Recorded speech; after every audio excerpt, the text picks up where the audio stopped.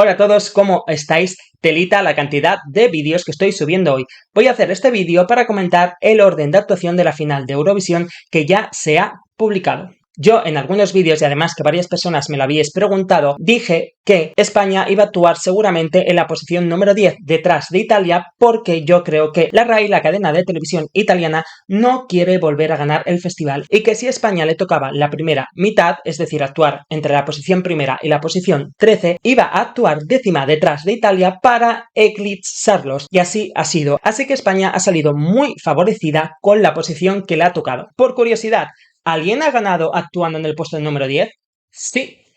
Suecia 2015 Mans Heroes actuó en la posición número 10.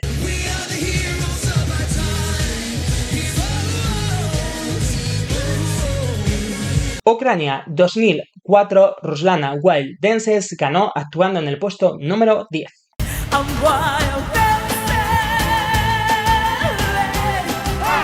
Otro país que ha resultado muy favorecido es Ucrania, que actúa en el puesto número 12, que es una posición tremenda. Supuestamente se dice que actuar entre los primeros países favorece para la votación de los jurados y actuar de la mitad para el final favorece al televoto. ¿Por qué? Esto es, por ejemplo, como si te presentas a un casting. Si eres uno de los primeros candidatos, eres una de las personas que marca el nivel y por lo tanto el resto de candidatos tiene que superarte. Lo mismo pasa en un concurso. Tú, al actuar de los primeros, marcas ese nivel y el resto te tiene que ir superando. Entonces, por eso favorece actuar de los primeros de cara a los jurados, porque ellos van puntuando, y lo que significa que si un jurado te puntúa con una nota alta, el resto te tiene que superar. He leído muchos comentarios que dicen que es una cagada que Ucrania actúe después de España porque les van a eclipsar, porque es una actuación muy esperada. ¿Perdona?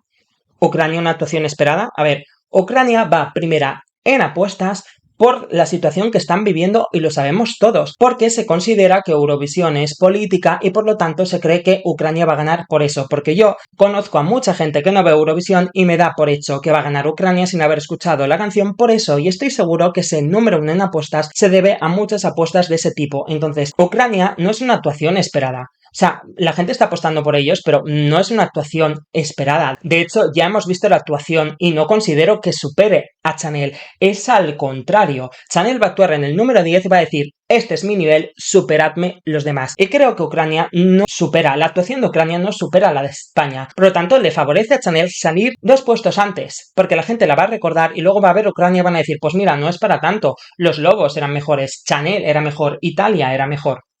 Subwoofer, que son la competencia directa de Chanel, actúan en el puesto número 7. Quizás eso para el televoto les perjudica un poco, pero para los jurados a priori no. Este orden también favorece muchísimo a Grecia, que actúa en la posición 17, y actuar de la mitad para el final supuestamente favorece en el televoto porque normalmente la gente se conecta más tarde y no desde el principio de la gala y se pierden las primeras actuaciones. Entonces Grecia sale muy favorecida en el puesto 17 y también Suecia, que Suecia casi siempre actúa en la posición número 20, 21, 19, madre mía. Y por último me gustaría decir que han puesto a Reino Unido y a Polonia actuando seguidas. Yo siempre he dicho que o Reino Unido o Polonia ganan los jurados. Muy fuerte que los han puesto seguidos. Eso significa que quieren que uno anule al otro, que uno eclipse al otro.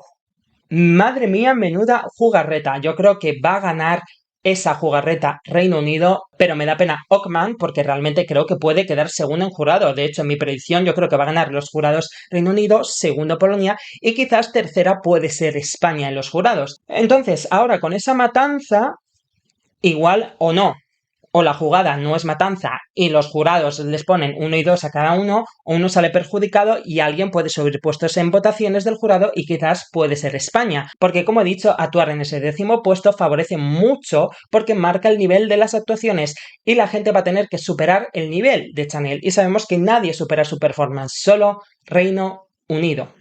Entonces, en definitiva, países favorecidos: España, Ucrania, Italia, y no diría yo que Reino Unido y Polonia hayan salido favorecidos con 22 y 23, pero bueno, realmente los favoritos están favorecidos por las posiciones, al igual que Grecia. Simplemente quería comentaros eso y nos vemos en la final.